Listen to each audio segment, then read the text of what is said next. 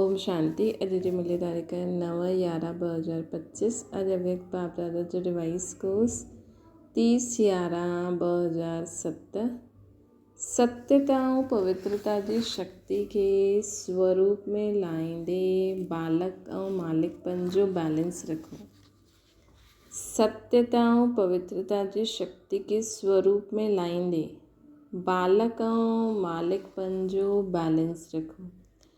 अॼु सत बाप, सत शिक्षक, सत गुरु पंहिंजे चारों ओर जी सत्यता स्वरूप, शक्ति स्वरूप ॿारनि खे ॾिसनि पिया। सत्यता स्वरूप ऐं शक्ति स्वरूप ॿारनि खे ॾिसनि पिया। जेका सत्यता आत्माउनि में आई आहे और शक्ति उन रूप सां बाबा ॾिसनि पिया। छो जी सत्यता जी शक्ति सर्वश्रेष्ठ आहे। हिन सत्यता जी शक्ति जो आधार आहे संपूर्ण पवित्रता, है न। हिन सत्यता जी शक्ति जो आधार आहे संपूर्ण पवित्रता। मन वचन कर्म संबंध संपर्क स्वप्न में भी अपवित्रता जो नाम निशान न रहे। अहिड़ी पवित्रता जो प्रत्यक्ष स्वरूप छा ॾेखारे में ॾींदो। अहिड़ी पवित्र आत्मा जे चलन ऐं चेहरे में स्पष्ट दिव्यता नज़र ईंदी। उन्हनि जे नैननि में रूहानी चमक, चेहरे में सदा हर्षित मुक्ता और चलन में हर कदम में बाप समान कर्मयोगी हूंदा। चेहरे में दिव्यता, नैनन में रूहानी चमक, चेहरे में सदा हर्षित मुक्ता, चलन में हर कदम में कर्मयोगी। रूहानी चमक, दिव्यता, हर्षित मुक्ता, हर कदम में बाप समान कर्मयोगी। अहिड़ा सत्यवादी सत्य भाव द्वारा हिन समय तव्हां सभी ठहिया आहियो। दुनिया में भी कई तव्हांखे सत्यवादी चईंदा आहिनि, सच बि दुनिया में भी कई तव्हांखे सत्यवादी चईंदा आहिनि, सच बि ॻाल्हाईंदा आहिनि, लेकिन संपूर्ण पवित्रता जी सच्ची सत्यता जी शक्ति आहे। त हिन समय संगम युग में तव्हां सभी ठहिया आहियो न। हिन संगम युग जी श्रेष्ठ प्राप्ति छा आहे? हिकु त सत्यता जी शक्ति ऐं पवित्रता जी शक्ति। मतिलबु असां सत्य ॻाल्हाइण जो जी शक्ति आहे असां में। भई हीअ चीज़ हीअं आहे त हीअं आहे। गीता जो भॻवानु शिव आहे त शिव आहे, है न। जंहिंजी प्राप्ति सत्युग में तव्हां सभी ब्रह्मण सो देवता ठही आत्मा और शरीर ॿिन्हिनि सां पवित्र ठहींदा आहियो। ऐं हाणे सत्यता जी शक्ति, पवित्रता जी शक्ति जे कारण असांजो आत्मा और शरीर ॿई सत्युग में पवित्र मिलंदा। सॼे सृष्टि चक्कर में ॿियो कोई बि आत्मा और शरीर ॿिन्हिनि सां पवित्र न ठहींदा आहिनि। आत्मा सां पवित्र ठहींदा बि आहिनि, लेकिन शरीर पवित्र न मिलंदो आहे। त अहिड़ी संपूर्ण पवित्रता हिन समय तव्हां सभु धारण करो था न। फलक सां चईंदा आहियो न, यादि आहे छा फलक सां चईंदा आहियो, यादि करो।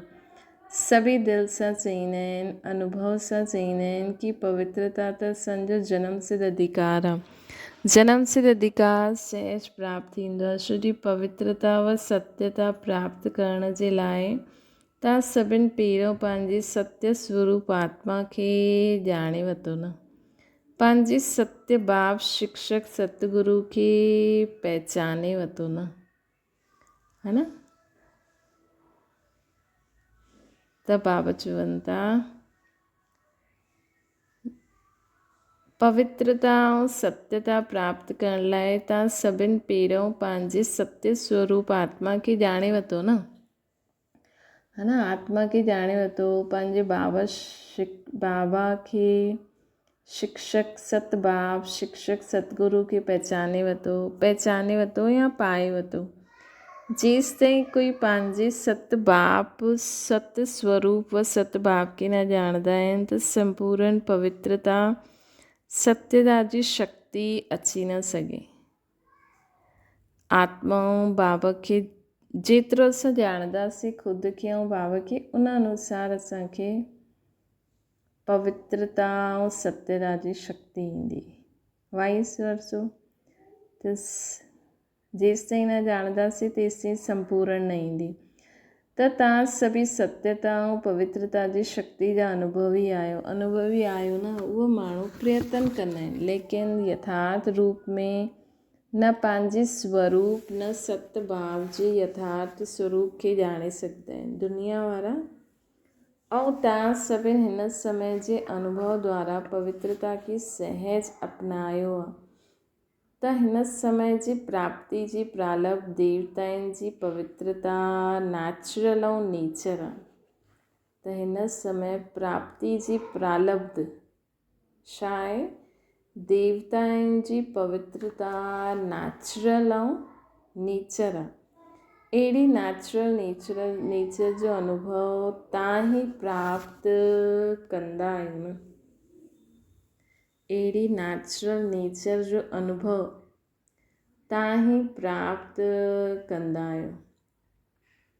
त चेक करो कि पवित्रता व सत्यता जी शक्ति नेचुरल नेचर जे रूप में ठही आहे। तव्हां छा सम्झंदा आहियो? जो सम्झंदा आहिनि कि पवित्रता त असांजो जनम सिद्ध अधिकार आहे, उहो हथ उठायो। जनम सिद्ध अधिकार आहे कि महिनत करणी पवंदी आहे। महिनत करणी त न पवंदी आहे न, सहज आहे न।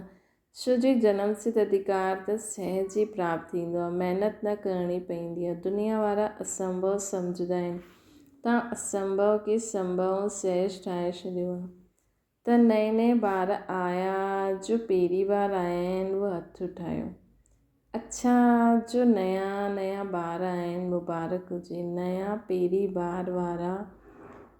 बार अचण वारनि खे मुबारक हुजे। छो जो बाप दादा चवंदा आहिनि कि भले लेट त आया आहियो लेकिन टू लेट त न आया आहियो। नया ॿारनि खे बाप दादा जो वरदान आहे कि लास्ट वारो बि फास्ट पुरुषारथ करे फर्स्ट डिवीज़न में अची सघंदो आहे।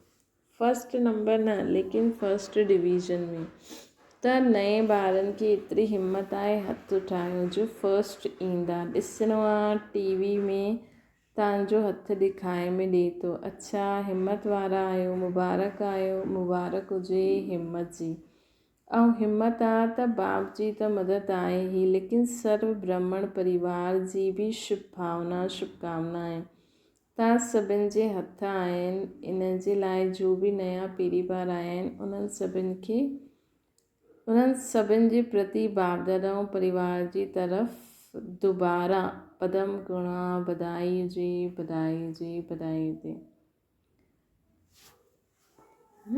त बाबा चवनि था कि तव्हां सभिनि सां गॾु आहिनि परिवार वारा। बाबा बि आहिनि, परिवार वारा बि आहिनि। त सभी जो पहिरियों अचण वारा आहिनि उन्हनि खे बि ख़ुशी थिए थी न। बिछड़ी हुई आत्मायूं बि वरी खां पंहिंजे परिवार में पहुची वञनि त बाप दादा बि ख़ुशि था थियनि। पहुची वयूं आहिनि, इन करे बाप दादा ख़ुशि था थियनि। तव्हां सभु बि ख़ुशि थियो था न। बाप दादा वतन में दादी सां गॾु हिकु रिज़ल्ट ॾिठईं। छा ॾिठईं? तव्हां सभी ॼाणंदा आहियो, मञंदा आहियो कि असां मालिक सो बालक आहियूं। मालिक बि आहियूं, बालक बि आहियूं। सभी हथु उठायो। सोच सां उठाइण ईअं न, हिसाबु वठंदासीं। सोचे करे उठायो, ईअं ई न उठायो, हिसाबु वठंदा न त बाबा। अच्छा, हथु हेठि करो। बाप दादा ॾिठईं कि बालकपन जो निश्चय ऐं नशो इहे त सहज रहंदो आहे। छो जो ब्रह्मा कुमार कुमारी कहलाईंदा आहिनि। त बालक आहियो तॾहिं त ब्रह्मा कुमार कुमारी कहलाईंदा आहियो न। सदा ऐं सॼो ॾींहुं मुंहिंजो बाबा इहे ई स्मृति में लाहींदा आहियो, पोइ भुलिजी वेंदा आहियो, लेकिन विच में यादि ईंदो आहे। ऐं सेवा में बि बाबा शब्द नेचुरल मुख सां निकिरंदो आहे। अगरि बाबा शब्द न निकिरे त ज्ञान जो कोई प्रभाव ई न पए, है न। अगरि बाबा शब्द न निकिरे त ज्ञान जो, बाबा बि चईंदा न, कोई बि ज्ञान ॾियण खां पहिरियों बाबा ते निश्चय करायो। चओ बाबा ईअं चईंदा आहिनि त साम्हूं वारो चुप थी वेंदा। त जो बि सेवा कंदा आहियो, भाषण कंदा आहियो, कोर्स कराईंदा आहियो, भिन्न टॉपिक करे ते कंदा आहियो। सची सेवा जो प्रत्यक्ष स्वरूप व प्रत्यक्ष प्रमाण इहो ई आहे कि ॿुधण वारा बि अनुभव करनि कि मां बि बाबा जो आहियां। उन्हनि जे मुख सां बि बाबा बाबा शब्द निकिरे।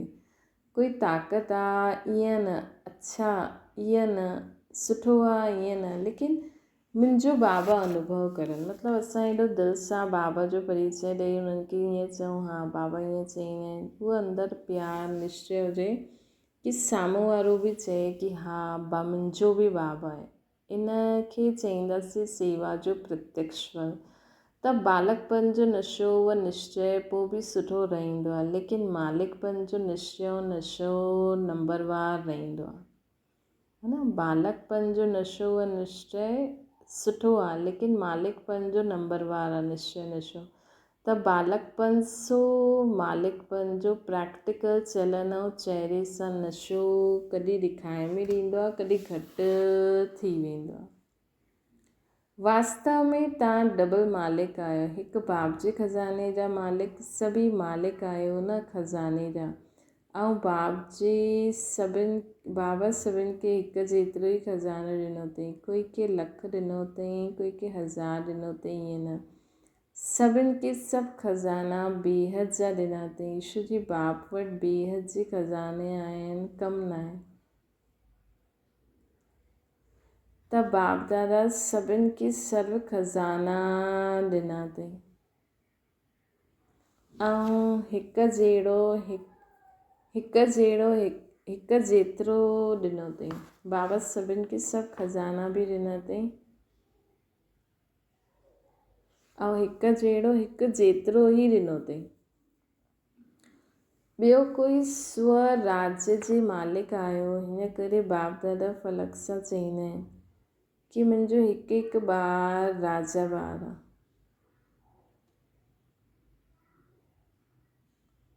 ॿियो बाबा हिकु त बाबा सभिनि खे खज़ाना ॾिना अथई, ॿियो बाबा स्वराज्य जो मालिक ठातो अथई।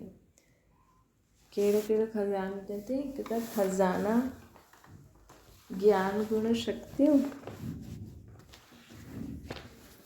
सभिनि खे हिकु जहिड़ो ॾिनो अथई। ॿियो स्वराज्य जो मालिक आहे, हिन करे बाप दादा फलक सां चईंदा आहिनि कि मुंहिंजो हिकु ॿार राजा ॿार आहे। त राजा ॿार आहियो न, प्रजा त न आहियो न।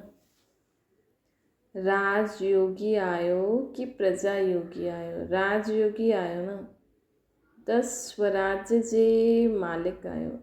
लेकिन बाप दादा दादी सां गॾु रिज़ल्ट ॾिठई त स्वराज्य जे बि मालिक आहियो, बाबा जे खज़ाने जा बि मालिक आहियो। त बाप दादा दादी सां गॾु रिज़ल्ट ॾिठई त जेतिरो नशो बालकपन जो आहे न, ओतिरो मालिकपन जो कमु आहे। छो स्वराज्य जे मालिकपन जो नशो सदा रहंदो आहे त हीअ जो विच विच में समस्या या विघ्न ईंदा आहिनि, उहे अची न सघंदा आहिनि। वैसे ॾिठो आहे त समस्या या विघ्न अचण जो आधार आहे मन। पहिरियों कुझु बि थींदो त मन में वीचारनि जी हलचल शुरू थींदी आहे। कुझु बि थिए, अगरि असां चऊं सभु ठीकु थी वेंदो, जो थियो सुठो थियो, जो थिए थो सुठो थिए थो, जो थींदो सुठो थींदो। जॾहिं मन में ई शुद्ध संकल्प रहंदो, पॉज़िटिव संकल्प रहंदो, त हलचल ईंदी ई न। मन ई हलचल में ईंदो आहे। हिन करे बाप दादा जो महामंत्र आहे मन मना भव। मन मना भव आहे न, तन मना भव, धन मना भव, बुद्धि मना भव, संस्कार मना भव थोड़ी आहे। मन मना भव आहे कि मन में ई बाबा जी यादि रहे। जीअं ई कुझु थिए मन में संकल्प ई अचे बाबा। त अगरि स्वराज्य जा मालिक आहियो अगरि स्वराज्य जो मालिक आहियो त मन मालिक न, मन तव्हांजो कर्मचारी आहे, है न। पहिरियों कननि में ॻाल्हि ईंदी आहे, अखियुनि सां ॾिसंदा आहियूं त आत्मा उन समय संकल्प करे बाबा, त मतिलबु बाबा चइणो न आहे, मतिलबु असांखे सदा ख़ुदि खे आत्मा सम्झी बाबा जी यादि रहे त उहो ई संकल्प। त मन कर्मचारी आहे, मन राजा न आहे, राजा आत्मा आहे। राजा अर्थात अधिकारी, अधीन वारनि खे राजा न चईंदासीं। त रिज़ल्ट में छा ॾिठो कि मन जो मालिक मां, राज्य अधिकारी मालिक आहियां, है न। मां मन जो मालिक आहियां, मां आत्मा। मां जो चाहियां मन में उहो ई संकल्प हलंदो। ये स्मृति आहे, ये आत्मा स्थिति कम रहंदी आहे, सदा न रहंदी आहे। पहिरियों पाठ तव्हां सभिनि पहिरियों पाठ छा कयो, छा पढ़ियो? मां आत्मा आहियां। परमात्मा जो पाठ ॿियो नंबर आहे, लेकिन पहिरियों पाठ आहे कि मां मालिक आत्मा आहियां, है न। राजा आहियां, इन कर्मेंद्रियनि जो अधिकारी आत्मा आहियां, इन कर्मेंद्रियनि जो अधिकारी आत्मा आहियां, इन कर्मेंद्रियनि जो अधिकारी आत्मा आहियां, शक्तिशाली आत्मा आहियां, है न। मां आत्मा राजा आहियां, इन कर्मेंद्रियनि जो मालिक आहियां, मन बुद्धि संस्कार जो बि मालिक आहियां, शक्तिशाली आत्मा आहियां। सर्वशक्ति आत्मा जा निजी गुण आहिनि, सर्वशक्तियूं मुंहिंजा आत्मा जा निजी गुण आहिनि। त बाप दादा ॾिठईं कि मां जो आहियां, जहिड़ो आहियां, उनजो नेचुरल स्वरूप स्मृति में हलणु रहणु, चहिरे सां अनुभव थियणु, समस्याउनि सां किनारो थियणु, उन्हनि में अञा ॿियो बि अटेंशन खपे। उहो नेचुरल स्वरूप खे बि पंहिंजी चाल चलन चहिरे में लाहिणु ऐं समस्याउनि खे किनारो करणु, उन में अटेंशन खपे। सिर्फ़ु मां आत्मा न आहियां। कहिड़ी आत्मा आहियां? सिर्फ़ु मां आत्मा न आहियां, लेकिन कहिड़ी आत्मा आहियां? अगरि ये स्मृति में रखो त मास्टर सर्वशक्तिवान आत्मा जे अॻियां समस्या या विघ्न जी कोई शक्ति न आहे जो अची सघे।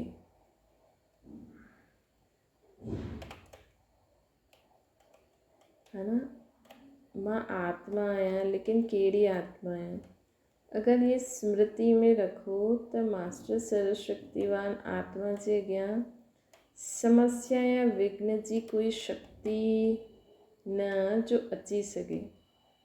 अगरि सदा यादि रहे कि मां कहिड़ी आत्मा आहियां।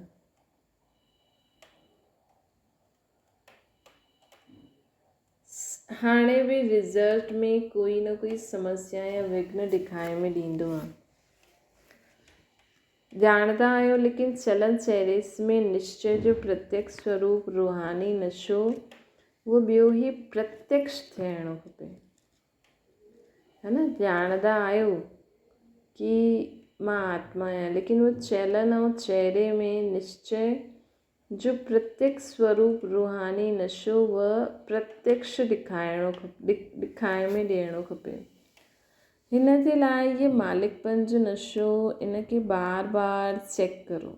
सेकेंड जी ॻाल्हि आहे चेक करणु। कर्म कंदे, कोई बि कर्म आरंभ कंदा आहियो, आरंभ करणु टाइम चेक करो। मालिकपन जी अथॉरिटी सां कर्मेंद्रियनि द्वारा कर्म कराइण वारी, मां कंट्रोलिंग पावर, रूलिंग पावर वारी आत्मा सम्झी करे कर्म शुरू कयो।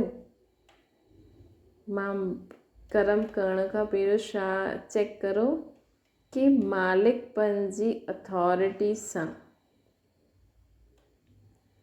मालिकपन जी अथॉरिटी सां कर्मेंद्रियनि द्वारा कर्म कराइण वारी, कंट्रोलिंग रूलिंग पावर वारी आत्मा सम्झी करे कर्म शुरू कयो। साधारण रीति कर्म शुरू कयो।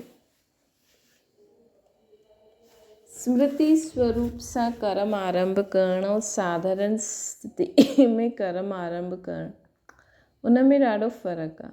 जीअं हद जे मर्तबे वारो पंहिंजो कार्य कंदा आहिनि त कार्य जी सीट ते सेट थी करे पोइ कार्य आरंभ कंदा आहिनि। ईअं पंहिंजे मालिकपन जी स्वराज्य अधिकारी जी सीट ते सेट थी करे पोइ कार्य करो। हिन मालिकपन जी अथॉरिटी जी चेकिंग खे ॿियो वधाइणो आहे। हिन मालिकपन जी अथॉरिटी जी निशानी आहे सदा हर कार्य में डबल लाइट ऐं ख़ुशी जी अनुभूति थींदी। अगरि असां मालिक थी करे कर्म करूं था त हिकु त असांखे डबल लाइट स्थिति जो अनुभव थींदो, ॿियो ख़ुशी जो अनुभव थींदो। इहा निशानी आहे। निशानी छा हूंदी कि असांखे डबल लाइट ऐं ख़ुशी जी अनुभूति थींदी। रिज़ल्ट छा निकिरंदी कि असां सफलता मूर्त अनुभव, सहज अनुभव कंदासीं। हाणे ताईं बि किथे किथे अधिकारी जी बजाए अधीन थी वेंदा आहिनि। अधीनता जी निशानी छा आहे? बार बार चईंदा आहियो मुंहिंजो संस्कार आहे, मां चाहींदी न आहियां लेकिन मुंहिंजो संस्कार आहे, नेचर आहे, इहो मुंहिंजी नेचर आहे। त अधीन थी वेंदा आहिनि न माण्हू, अधीन थी वेंदा आहिनि कि छा करां, मूंखे क्रोध अची वेंदो। बाप दादा पहिरियों बि ॿुधायईं कि जे समय चईंदा आहियो मुंहिंजो संस्कार आहे, मुंहिंजी नेचर आहे, छा इहे कमज़ोरी जा संस्कार तव्हांजा संस्कार आहिनि, मुंहिंजा आहिनि? इहे त रावण जे मध्य जा संस्कार आहिनि, इहे रावण जी देन आहे। उनखे मुंहिंजो चइण ई रॉन्ग आहे। तव्हांजा संस्कार त बाप जा संस्कार आहिनि जो उहे ई असांजा संस्कार आहिनि। मन में बि उहे ई संकल्प ॾे जो बाबा जो आहे, बुद्धि में बि उहे ई मत जो बाबा जी आहे, संस्कार बि उहे ई हुजणा खपनि। अगरि हिन जे अलावा ॿियो कुझु आहे त मतिलबु उहो रावण जी प्रॉपर्टी असां वटि अचणु चाहे थी, है न? कोई बि व्यर्थ विकल्प, व्यर्थ संकल्प, आसुरी स्वभाव संस्कार, आसुरी मत अगरि असां वटि अचे थी त मतिलबु उहो रावण अचणु चाहे थो। तॾहिं बाबा चईंदा आहिनि सदा डबल लॉक लॻो रहे, बाप जी यादि ऐं सेवा। त मुंहिंजो न चओ, अगरि उहो अचे थो त उहो बाबा खे वापसि ॾेई छॾियो। बाबा खे चओ, असां त सभु कुझु बाबा खे ॾेई छॾियो न। हुन समय सोचो कि मुंहिंजो चइण सां ई उहो अधिकारी ठही वियो। कहिड़ो? उहो रावण जो संस्कार। त मुंहिंजो न चओ, न त तव्हां अधीन थी वेंदव। समान बाप जहिड़ो ठहिणो आहे त उहो मुंहिंजो संस्कार न आहे। जो बाबा जा संस्कार आहिनि उहे ई मुंहिंजा संस्कार आहिनि। बाप जा संस्कार छा आहिनि? विश्व कल्याणकारी, शुभ भावना, शुभकामनाधारी। त उन समय बाप जे संस्कार साम्हूं लाहियो। लक्ष्य आहे बाप समान ठहिण जो ऐं लक्षण रहिया रावण जा, त मिक्स थी विया न। कुझु तव्हांजा, कुझु सुठा बाप जा संस्कार, कुझु उहा मुंहिंजा पास्ट जा संस्कार, ॿई मिक्स रहंदा आहिनि न। हिन करे खिटखिट थी वेंदी आहे, है न? हिन करे खिटखिट थींदी रहंदी आहे। ऐं संस्कार ठहींदा कीअं? संस्कार कीअं ठहींदा आहिनि उहा बि ॼाणंदा आहियो मन बुद्धि जे संकल्प द्वारा। जीअं सम्झो संस्कार कीअं ठहींदो? अगरि कोई ग़लति कमु करे थो त असांखे 2 संकल्प ईंदा, सुठा ऐं बुरा। बाबा जी मत छा चईंदी कि हुनखे शुभ भावना ॾियो, प्यार सां सम्झायो। रावण जी मत छा चईंदी कि हिनखे 10 बार सम्झायो आहे, इहो ॿुधे ई नथो, पोइ चिल्लाइणु शुरू कंदा। हा, त बुद्धि जजमेंट करे कि असांखे हाणे कीअं हलणो आहे। शांती सां शुभ भावना शुभकामना रखणी आहे, प्यार सां कमु कढणो आहे या चिल्लाइणो आहे, गारियूं ॾियणियूं। असां बुद्धि अगरि निर्णय कयूं कि चलो चिल्लाए था वठूं, डांटे था वठूं, सुधरी वेंदो। अगरि असां हिकु बार कयो, वरी 2 बार कयो, 3 बार कयो त इहे संस्कार थी वेंदो। त माण्हू चवंदा आहिनि चिल्लाईंदा आहिनि, है न? लेकिन असां अगरि उन्हनि खे प्यार सां सम्झाईंदासीं, हमेशह शुभ भावना शुभकामना रखंदासीं बाबा जीअं, त उहो असांजो संस्कार थी वेंदो। ईअं संस्कार ठहींदो आहे। पहिरियों मन संकल्प कंदो आहे, पोइ बुद्धि सहयोग ॾींदी आहे ऐं सुठा व बुरा संस्कार थी वेंदा आहिनि। त बाप दादा दादी सां गॾु गॾु रिज़ल्ट में ॾिठईं कि मालिकपन जो नेचुरल नेचर नशो रहियो उहा बालकपन जी भेट में हाणे बि कमु हिन करे बाप दादा ॾिसंदा आहिनि कि समाधान करण जे लाइ पोइ युद्ध करणु लॻी वेंदा आहिनि, है न। पोइ समाधान न थींदो आहे त युद्ध करणु लॻी वेंदा आहिनि, छो जे मालिकपन जो नशो न आहे त किथे न किथे अटकी वेंदा आहिनि। आहिनि ब्राह्मण लेकिन विच विच में क्षत्रिय ठही वेंदा आहिनि, त क्षत्रिय न ठहिणो आहे, ब्राह्मण सो देवता ठहिणो आहे, है न। असांखे क्षत्रिय न ठहिणो आहे, कंहिंसां लड़ाई झगड़ो न करिणो आहे। अगरि मां मालिक आहियां, मास्टर सर्वशक्तिवान आहियां, असां पंहिंजे मन बुद्धि संस्कारनि खे कंट्रोल करे सघंदा आहियूं, उन्हनि ते रूल करे सघंदा आहियूं, स्थूल सूक्ष्म कर्म इंद्रियनि ते। असां कंहिंसां लड़ाई झगड़ो तूतू मैं कंदासीं ई न, त क्षत्रियपन ईंदो ई न। असां ब्राह्मण सो फ़रिश्तो सो देवता आहियूं, ब्राह्मण सो फ़रिश्ता सो देवता आहियूं। क्षत्रिय ठहिण वारा त ॾाढा अचण वारा आहिनि, उहे पुठियां अचण वारा आहिनि। तव्हां त अधिकारी आत्मा ई आहियो न, त ॿुधियो रिज़ल्ट। जेका क्षत्रिय वारा आहिनि उहे त पुठियां अचण वारा आहिनि, तव्हां त अधिकारी आत्मा ई आहियो, त ॿुधियो रिज़ल्ट। इन करे बार बार मां केरु आहीं स्मृति में लायो, आया ही लेकिन स्मृति स्वरूप में लायो, ठीकु आहे न। अच्छा रिज़ल्ट बि ॿुधाई। हाणे समस्या जो नाम, विघ्न जो नाम, हलचल जो नाम, व्यर्थ संकल्पन जो नाम, व्यर्थ कर्म जो नाम, व्यर्थ संबंध जो नाम, व्यर्थ स्मृति जो नाम समाप्त करो ऐं करायो।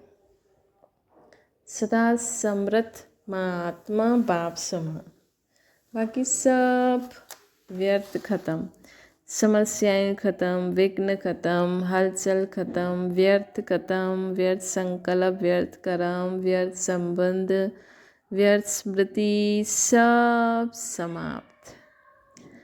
कंदा त ठीकु आहे न, कंदा त दृढ़ संकल्प जो हथ उठायो, है न। उहो हथ उठाइण त कॉमन आहे, इन करे हथ न उठवाईंदा आहिनि। हाणे मन में दृढ़ संकल्प जो हथ उठायो कि हाणे कोई समस्या खे अचनि न ॾींदासीं, विघ्न खे अचनि न ॾींदासीं। व्यर्थ संकल्प, व्यर्थ कर्म, हलचल, व्यर्थ संबंध, व्यर्थ स्मृति बि, जेकी फालतू स्मृति हूंदी आहे न, सभिनि खे समाप्त, है न। शरीर जो हथ न उठायो, उहो त ॾाढो ॾिसी वरितो। हाणे जो बाबा चवनि था मन में दृढ़ संकल्प जो हथ उठायो, जॾहिं सभिनि जो मिली करे मन सां दृढ़ संकल्प जो हथ उठाईंदा, तॾहिं ई विश्व जे कोने कोने में सभिनि जो ख़ुशी सां हथ उठंदो। असांजो सुखदाता, शांतिदाता बाबा अची विया। बाप खे प्रत्यक्ष करण जो बीड़ो उठायो आहे न, पको आहे। टीचर्स उठायो आहे, पांडवन उठायो आहे, पक्का। अच्छा डेट फिक्स कई, डेट न फिक्स कई, केतिरो टाइम खपे, 1 वर्ष खपे, 2 वर्ष खपनि, केतिरो वर्ष खपनि। बाप दादा चयो आहे न, हर हिकु पंहिंजी पुरुषार्थ जी यथाशक्ति प्रमाण पंहिंजे नेचुरल हलण जी व उड़ण जी विधि समान पंहिंजी डेट संपन्न ठहिण जी ख़ुदि ई फिक्स करो, है न। हर हिकु बाबा चवनि था कि बाप दादा पहिरियों बि चयो आहे कि हर हिकु पंहिंजी पुरुषार्थ जी यथाशक्ति प्रमाण पंहिंजे नेचुरल चलन जी या उड़ण जी विधि समान पंहिंजी डेट संपन्न ठहिण जी ख़ुदि ई फिक्स करो, है न। श्री असां संपन्न थींदासीं तॾहिं बाबा प्रत्यक्ष थींदा। बाप दादा त चईंदा आहिनि हाणे करो, लेकिन यथाशक्ति पंहिंजी पुरुषार्थ अनुसार पंहिंजी डेट फिक्स करो। समय प्रति समय उनखे चेक करो कि समय प्रमाण मनसा जी स्टेज, वाचा जी स्टेज, संबंध संपर्क जी स्टेज प्रोग्रेस में आहे। छो डेट फिक्स करण सां स्वतः ई अटेंशन वेंदो आहे, है न। बाक़ी सभिनि जी तरफ़ सां, चारों ओर जी तरफ़ सां संदेश बि आया ईमेल बि आया त बाप दादा वटि त ईमेल जेसि ताईं पहुचे उन खां पहिरियों पहुची वेंदो आहे। दिलि जे संकल्प जो ईमेल ॾाढो रफ़्तार सां ईंदो आहे, उहो पहिरियों पहुची वेंदो आहे। त जंहिं बि यादि प्यार समाचार पंहिंजी स्थिति जो पंहिंजी सेवा जो मोकिलियईं उन्हनि सभिनि खे बाप दादा स्वीकार कई। बाप यादि प्यार सभिनि ॾाढा सुठा उमंग उत्साह सां मोकिलिया आहिनि त बाप दादा उन सभिनि खे चाहे विदेश चाहे देश सभिनि खे रिटर्न में यादि प्यार ऐं दिलि जी दुआयुनि सहित प्यार ऐं शक्ति जी सकाश ॾियनि था।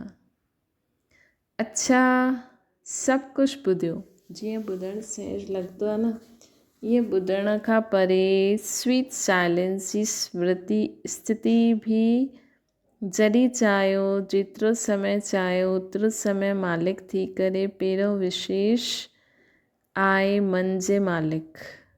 इन करे चइबो आहे मन जीते जगत जीत, है न।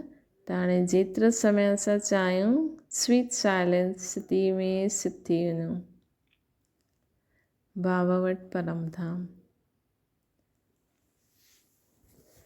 त सभिनि ॿुधियो ॾिठो, आत्मा राजा मन बुद्धि संस्कार खे पंहिंजे कंट्रोल में करे सघंदी आहे।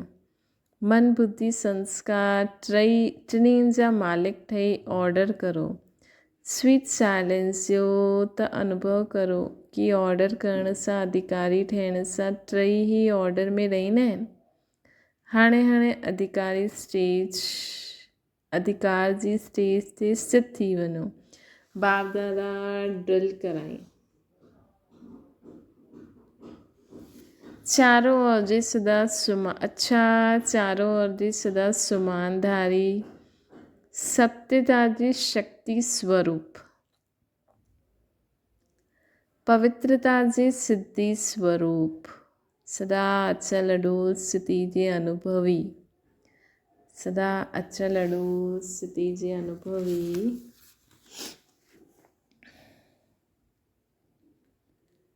स्व परिवर्तक ऐं विश्व परिवर्तक, सदा अधिकारी स्थिति द्वारा सर्व आत्माउनि खे बाप द्वारा अधिकार दिलाइण वारा, सदा अधिकारी स्थिति द्वारा सर्व आत्माउनि खे बाप द्वारा अधिकार दिलाइण वारा चारों ओर जे बाप दादा जे लकी ऐं लवली आत्माउनि खे, चारों तरफ़ जे बाप दादा के जे लकी ऐं लवली आत्माउनि खे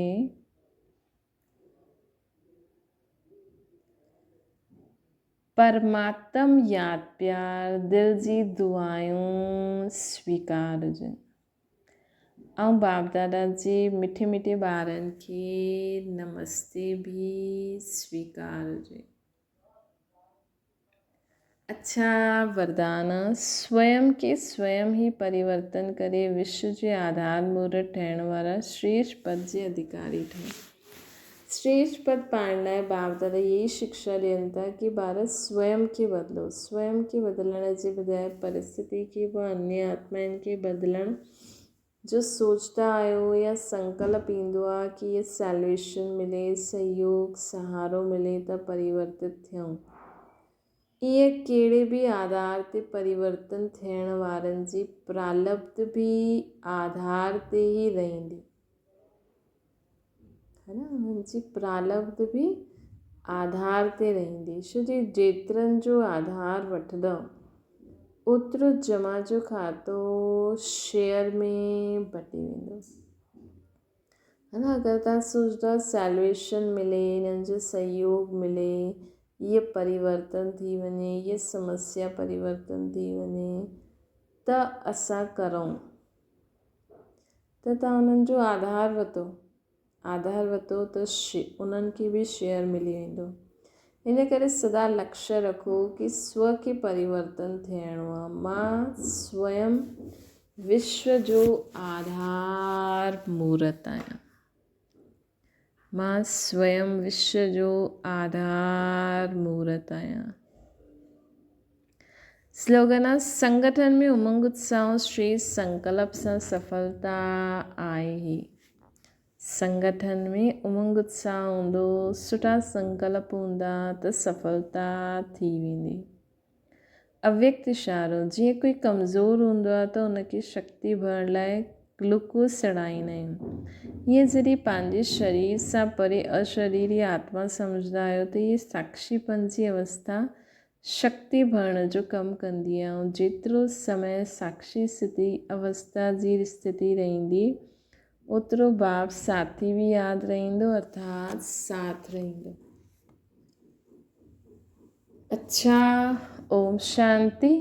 बाबा खे यादि करो।